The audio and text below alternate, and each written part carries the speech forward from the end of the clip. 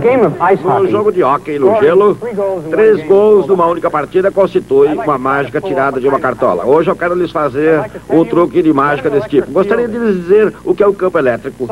Resolver um problema de teoria de campo que deu muito trabalho a Isaac Newton e introduzir uma importante ideia matemática conhecida como a Lei de Gauss. Isso será mais fácil do que parece graças à viva imaginação de um grande gênio chamado Mike Faraday. A vida de Faraday deixaria embaraçado o mais desavergonhado romancista. Ela começou nas mais modestas circunstâncias. Faraday teve pouca instrução formal e finalmente foi aprendiz de encadernador.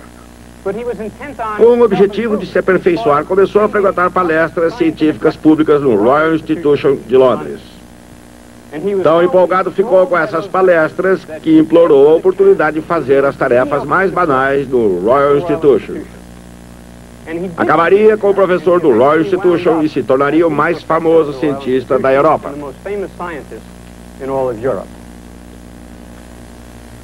Durante toda a sua carreira, Faraday teve uma compreensão tão deficiente da matemática que era incapaz de ler os trabalhos científicos dos próprios concorrentes. Mesmo assim, sua intuição o levou ao cerne de todos os problemas científicos. E é exatamente uma das maiores ideias que fluíram dessa intuição que desejamos discutir. Trata-se da ideia das linhas de campo elétrico constante, irradiando para todo o espaço. No campo da física, certamente nenhuma ferramenta desencavou mais a verdade científica do que a afiada espada da matemática. Mesmo assim, ao descobrir a teoria de campo, base de grande parte da física moderna, a matemática foi uma ferramenta com a qual Michael Faraday não precisou trabalhar. Apesar de ele estar cara a cara com uma ideia de natureza essencialmente matemática. Em 1789, Charles Augustin Coulomb confirmou o que a comunidade científica suspeitava há muitos anos. Coulomb finalmente demonstrou que a força elétrica é inversamente proporcional ao quadrado da distância entre as cargas.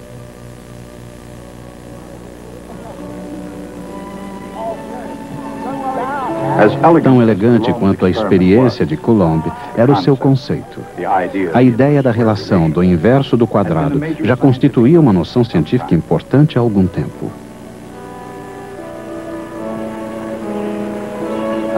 Um século antes, na verdade, a teoria de Isaac Newton afirmava que a queda de uma maçã e a órbita da Lua eram ambas consequências das mesmas leis básicas. Uma dessas leis, a lei da gravitação universal, afirma que duas massas se atraem mutuamente com uma força inversamente proporcional ao quadrado da distância entre elas. Mas a aplicação dessa lei era difícil, mesmo para o próprio Isaac Newton. Para provar que estava certo, era preciso demonstrar que quando um objeto é atraído para a Terra, ele age como se toda a massa da Terra estivesse concentrada no seu centro.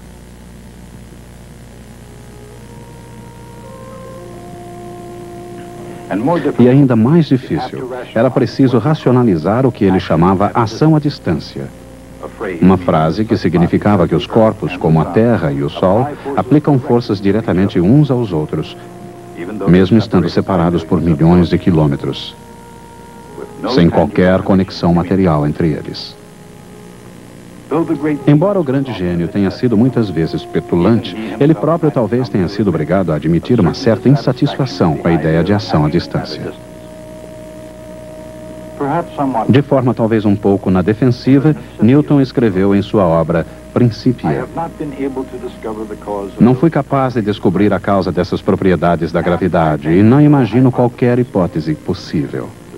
Com essa frase famosa, não imagino qualquer hipótese possível, Newton não se sentiu na obrigação de explicar, seja por meios físicos ou mecânicos, a lei da gravidade. Para nós, é suficiente que a gravidade realmente exista, acrescentou, e atue de acordo com as leis que explicamos. Naturalmente, isso não era o suficiente. Desde então, na Inglaterra, a lei da gravitação passou a ser lei. Por volta do século XIX, quando a lei da gravitação já estava firmemente estabelecida, os seguidores de Newton descobriram que a eletricidade e o magnetismo obedecem a leis semelhantes.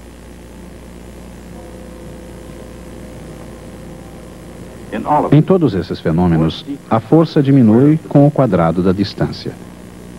A semelhança é notável.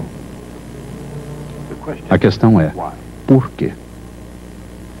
Talvez porque a lei do inverso do quadrado esteja relacionada a uma propriedade geométrica básica do espaço tridimensional. E talvez porque essas forças não sejam as únicas coisas que diminuem com o quadrado da distância.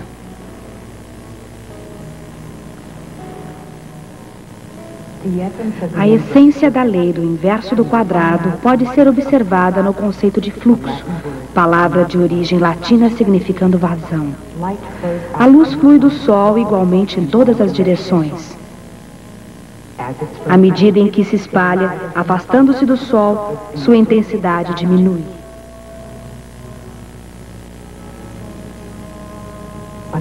Mas imaginemos uma esfera envolvendo o Sol. Toda a luz passaria através da esfera, independentemente de sua distância ao Sol. E a área de uma esfera aumenta de acordo com o quadrado do seu raio. Assim, a quantidade de energia luminosa por área unitária diminui com o quadrado da distância.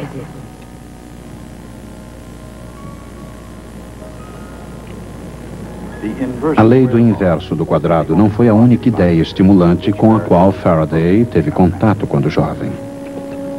Por volta de 1810, ele era um frequentador regular da Royal Institution, especialmente das palestras do lendário professor Sir Humphry Davy.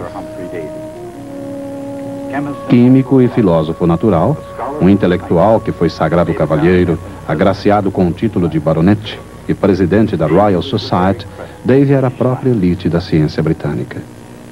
Com sua própria pesquisa como tema, Davy discorreu como autoridade mundial sobre todos os elementos, do sódio ao potássio, do cloro ao iodo.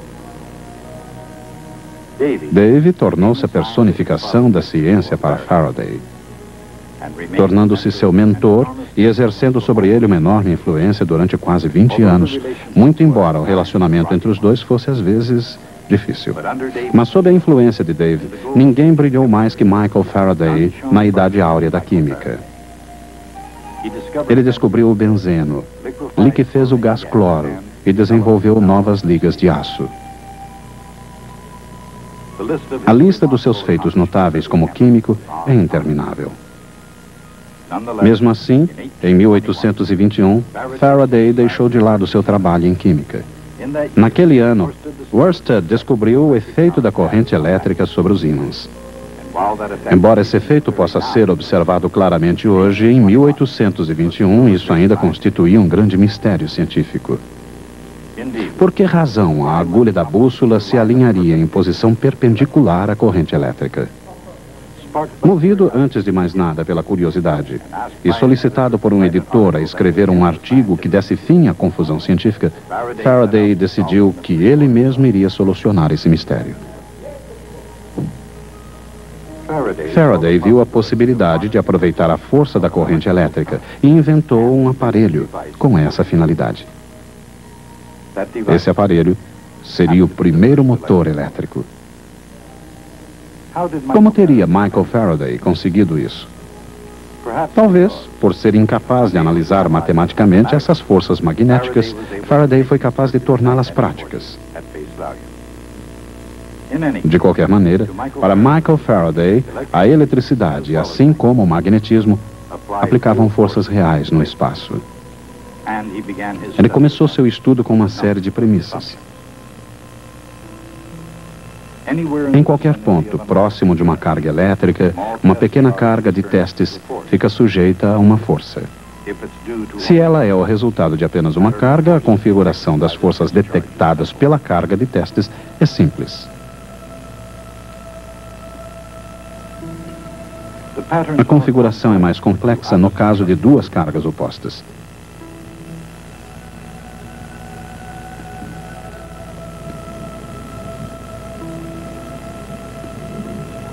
ou de duas cargas de mesmo sinal.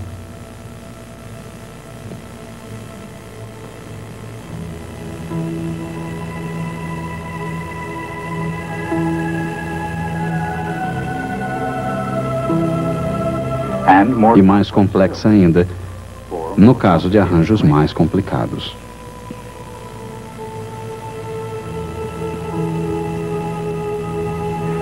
Mas, de qualquer maneira, aqui está o X da questão. Mesmo que a carga de prova não esteja lá para sofrer os efeitos da força, pode-se imaginar que a configuração do campo de forças exista em todo o espaço. Essa é a essência da ideia de campo. E embora Faraday apenas o tenha imaginado, o campo também pode ser expresso matematicamente.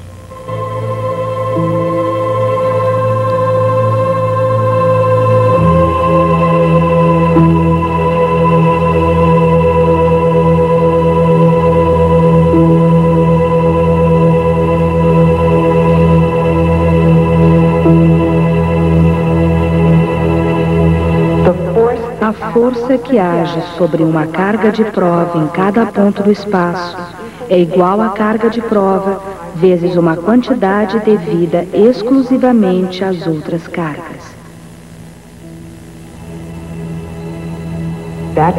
Essa quantidade é o campo elétrico E.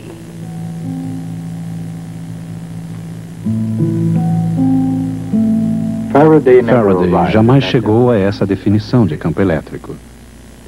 Mas ao considerar tanto os fenômenos elétricos quanto os magnéticos como forças no espaço, ele conseguiu ver mais longe que seus colegas.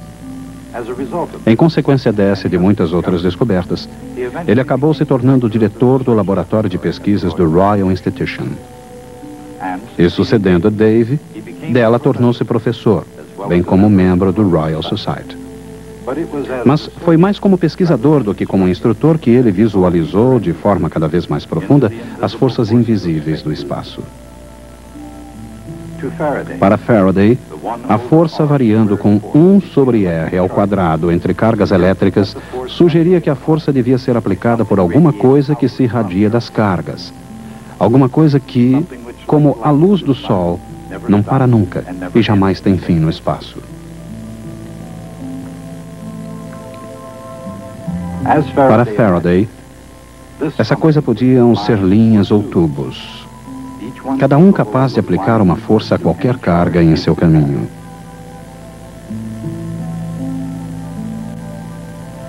Essas linhas de força começariam sempre em cargas positivas e acabariam sempre em cargas negativas.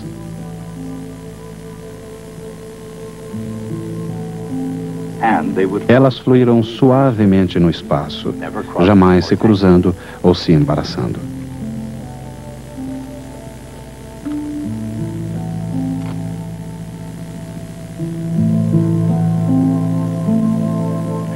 Independentemente da configuração, cada carga geraria uma configuração própria dessas linhas. A força por elas aplicada seria grande perto das cargas onde as linhas estão muito junto umas das outras, e pequena, longe das cargas, onde as linhas estão distantes umas das outras. A capacidade de aplicar uma força reside em cada ponto do espaço. E a força resulta da intensidade das linhas independentemente da localização das cargas que as produzam.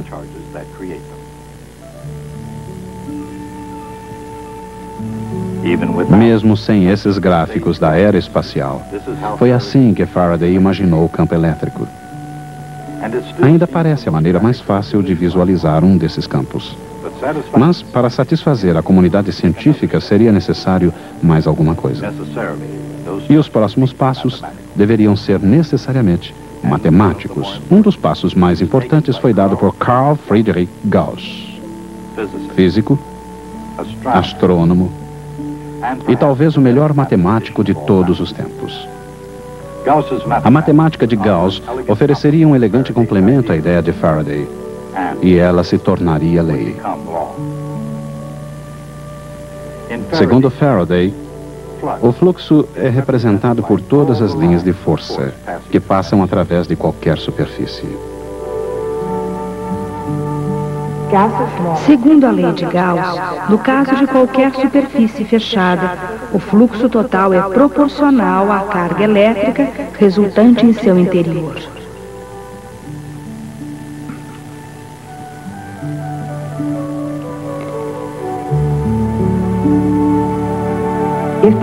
Se não houver carga resultante no interior da superfície, qualquer fluxo positivo para fora deve ser contrabalançado por igual quantidade de fluxo negativo para dentro.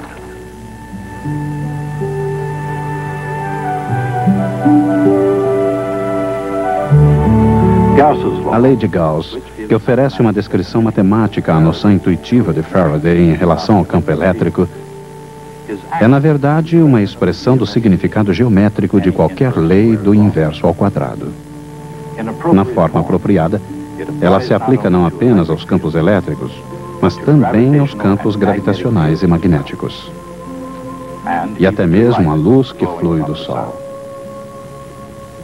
De qualquer maneira, o trabalho teórico de Gauss, em combinação com o bom senso de Faraday, revela uma série de fatos surpreendentes sobre a própria natureza. Veja, por exemplo, o que acontece dentro de um condutor onde uma rede de íons positivos é neutralizada por elétrons móveis sempre em movimento.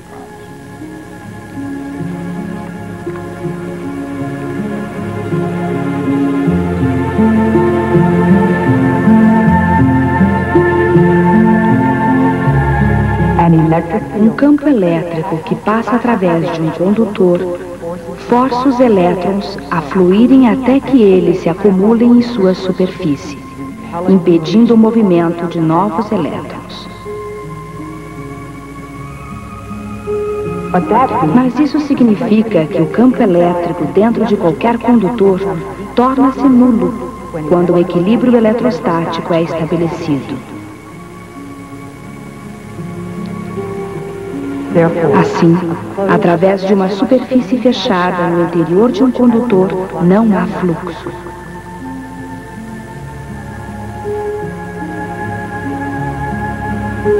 Assim, a carga resultante no seu interior deve ser zero, mas pode haver carga na superfície, e não importa o que esteja do lado de fora, a carga da superfície se distribui de modo que o campo no seu interior seja igual a zero.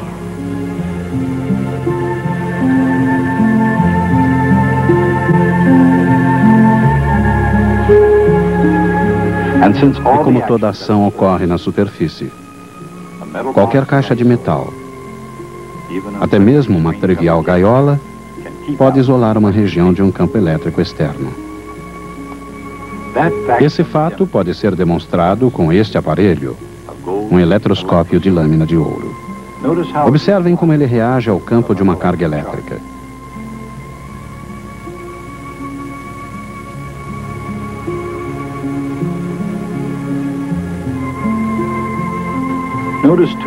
Observem também como, mesmo quando um eletroscópio está dentro da gaiola, ele reage da mesma maneira.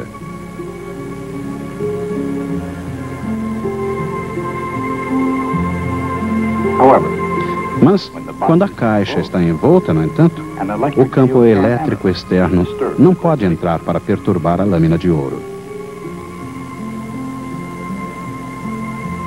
Qualquer caixa metálica serve. E até hoje, qualquer caixa de metal utilizada para esse fim é chamada uma gaiola de Faraday. É claro que nem toda gaiola de Faraday foi projetada para proteger o seu conteúdo de campos elétricos externos. As vigas de aço de uma ponte ou o andaime de um túnel provavelmente não têm a função de isolar os campos elétricos da baía. Mas, apesar disso, fazem-no com eficiência. Por quê? Porque as ondas de rádio são uma espécie de distúrbio do campo elétrico. E também porque, quer se trate de uma ponte ou túnel, ou uma caixa qualquer, uma gaiola de Faraday não é um bom lugar para se obter boa recepção.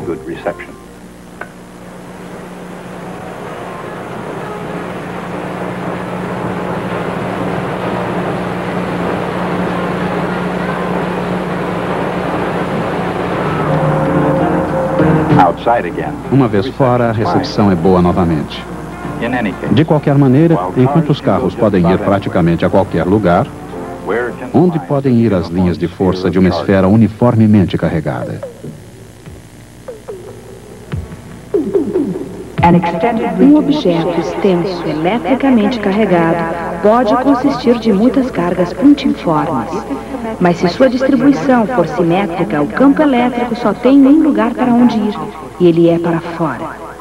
De acordo com a lei de Gauss, o fluxo através de uma superfície fechada depende exclusivamente de carga total encampada.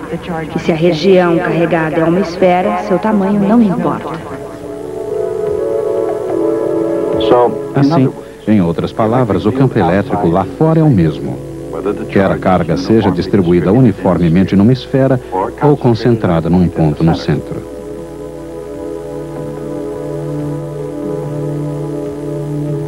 E segundo o mesmo raciocínio, porque ela depende exclusivamente da sua natureza de inverso de quadrado, a força gravitacional da Terra é a mesma, como se toda a sua massa estivesse concentrada no seu centro. Isaac Newton precisou a mais poderosa ferramenta da matemática para provar esse fato, o que talvez tenha contribuído para o atraso de 20 anos na publicação do Principia. Mas com o auxílio da imagem quase material de Michael Faraday, o raciocínio por trás dessa ideia pode ser percebido e totalmente compreendido sem qualquer necessidade da matemática. Não que a matemática não possa ser aplicada.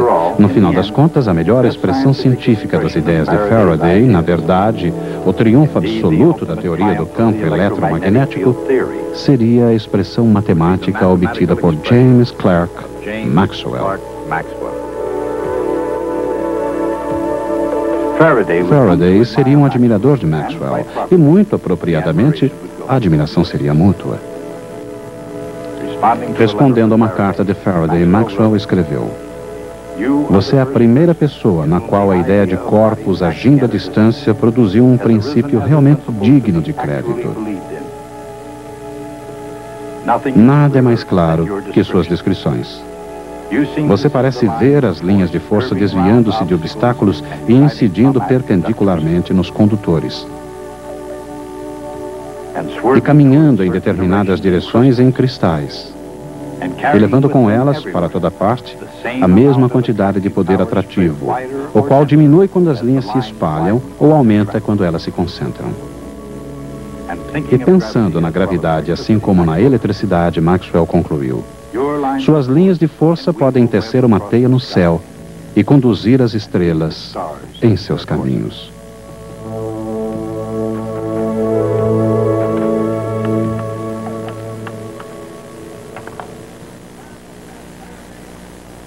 Faraday tinha, portanto, a ideia de linhas de força preenchendo todo o espaço. E não há dúvida de que Faraday acreditava que essas linhas existiam realmente no espaço. Foi quando surgiu James Clerk Maxwell. Ele transformou a ideia de Faraday em nossa moderna visão do campo elétrico. Quando isso aconteceu, as linhas de força de Faraday deixaram de existir. Elas esvaneceram. Uma pergunta razoável que vocês poderiam fazer seria: por que se dar ao trabalho de ensinar uma coisa em que já não se acredita mais? Bem, podemos ver essa questão na perspectiva apropriada, considerando algo que ocorre na ciência atual. Sabemos que o núcleo do átomo consiste de partículas menores chamadas prótons e nêutrons. Podemos abrir o núcleo e retirar os prótons e nêutrons e estudá-los. Por isso sabemos que são reais. Também acreditamos hoje que prótons e nêutrons, por sua vez, são formados por componentes ainda menores chamados quarks. Mas é impossível abrir um próton e retirar os quarks individualmente. Os quarks estão escondidos eternamente dentro dos prótons e nêutrons. Isso levanta a seguinte questão: existem realmente os quarks? A questão é muito semelhante à dúvida sobre se as linhas de força de Faraday são reais. E um dia essa questão talvez seja irrelevante. As linhas de força de Faraday foram uma forma de estrutura mental que precisou ser erguida para que se pudesse construir o edifício final, o campo elétrico. Uma vez concluída a construção, o andaime não é mais necessário e pode ser desmanchado. Mas isso não o torna menos importante, pois o edifício não poderia ter sido construído sem esse andaime. Um dia, ao se olhar para trás, é possível que até mesmo a ideia de quarks, que os cientistas hoje acreditam serem reais, passe a ser considerada apenas uma espécie de andaime mental. De qualquer maneira, continuaremos estudando o edifício final da teoria elétrica no próximo programa.